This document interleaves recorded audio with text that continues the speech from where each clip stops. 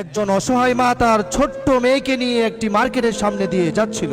এমন সময় মেয়েটি একটি জামার দিকে ইশারা করে বলল, মা তুমি আমাকে ওই জামাটা কিনে দিতে পারবে?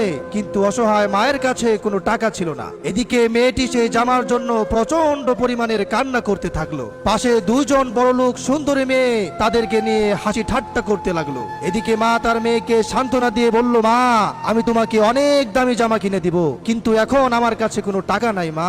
রাতের বেলায় ছোট্ট মেয়েটি ঘুমের মধ্যে স্বপ্ন দেখে নতুন জামা পরে ফুলের বাগানে মায়ের হাত ধরে হাঁটছে।